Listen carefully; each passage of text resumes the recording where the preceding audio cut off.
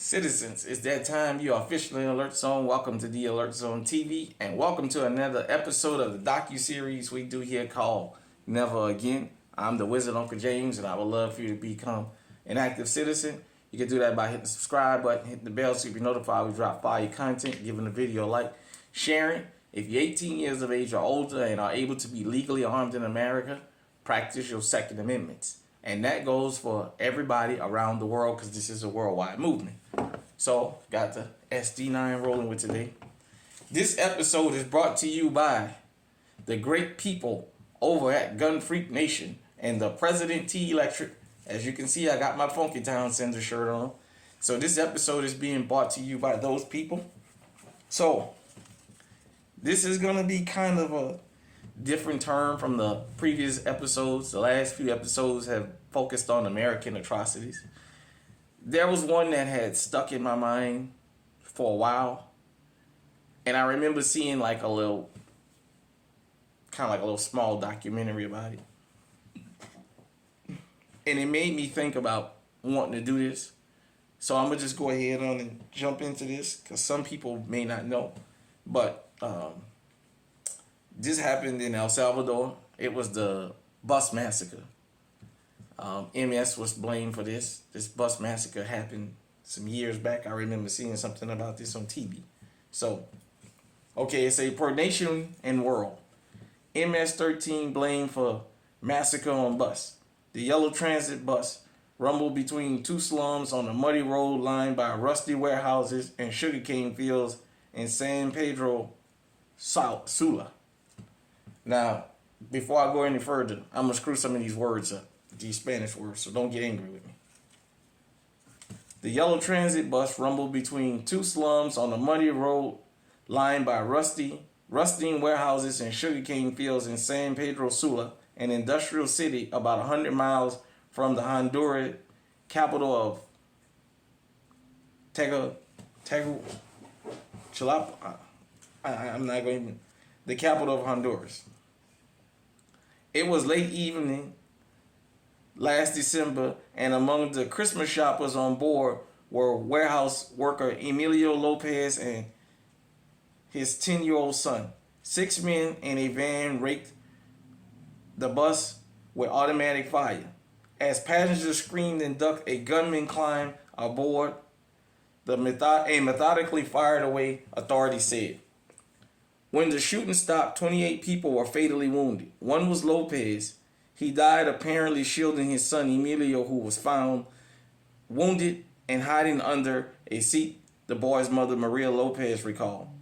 These people have no soul, she said, of the gang known as Mara Sutra or MS-13. Mara Sutra. Mara Salva Trucha. I'm getting a Spanish lesson, everybody.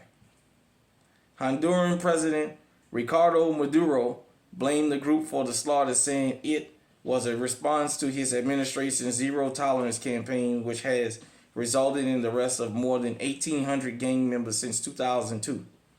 The suspected mastermind of the bus attack is Lester Rivera Paz, who is tied to an original MS-13 cell in Los Angeles, the Normandy locals.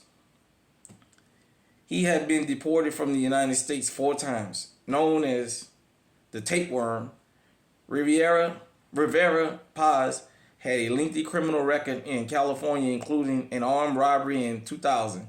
The case was dropped when prosecutors could not find the victim. Court records and interviews show. Maduro has framed the struggle against MS-13 and other gangs as a fight for the life of his nation. Authorities said the gang plotted last year to assassinate Maduro and kill the president of Honduras Congress with a grenade. Human rights groups have accused the Honduran government of unjustified arrests and of tolerating death squads that have killed hundreds of gang members. Honduran Public Security Minister Oscar Alvarez said gang members may have been targeted, but he added that people are fed up with the violence. Tough anti-gang measures have not always worked as planned. A month after his arrest, Rivera Paz, the suspected bus massacre mastermind, broke out of Honduran prison. Earlier this year, he was found hiding in the trunk of a Dodge Intrepid loaded with illegal immigrants as it raced north through Texas before dawn. He pleaded guilty to illegally re-entering the United States, re-entering the country, and is likely to serve 2 years in a U.S. prison. Honduran officials agreed to let him serve out his prison term in the United States, and he will face charges in their country after he is deported. So, if I said at the beginning that this happened in El Salvador, I'm sorry. It happened in Honduras, but I was always under the impression it was El Salvador. So, if I'm wrong, you guys can fact check me.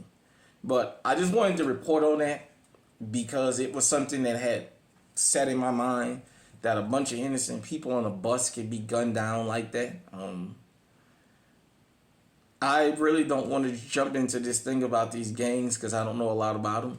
And I'm not out here looking for internet beef. It's just the atrocities that happen around the world and why you got to be on alert, why you have to pay attention as to what's going on, and you have to be cognizant. Sometimes you can't go some places. But you also have to understand anytime you come out in the public, the potential for you losing your life is there. Because you know what? As I always say, you may not be looking for trouble, but that don't mean somebody else is not.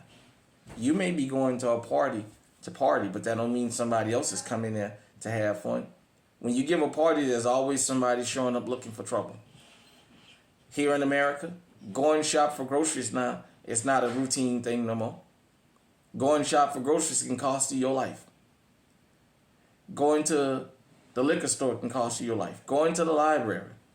Hell, going outside to cut your grass can cost you your life now. Inside in your bed.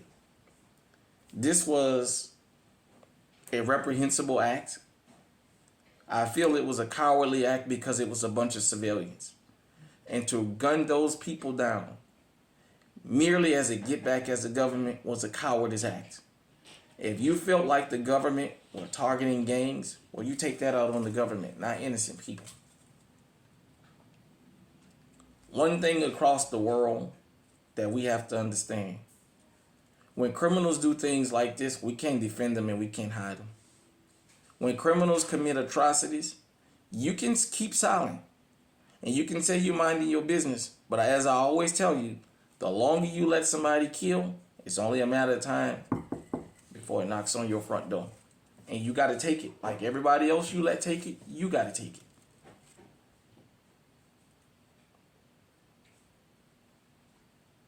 It's sad what happens. It was an atrocity. That this guy jumped on the bus and methodically killed people. That's almost something like Claiborne Harris.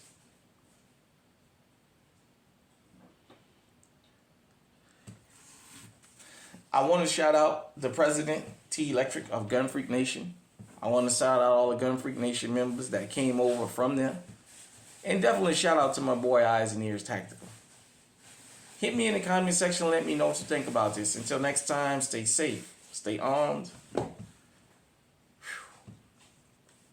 It's a cruel world. Never again. Stay on high alert.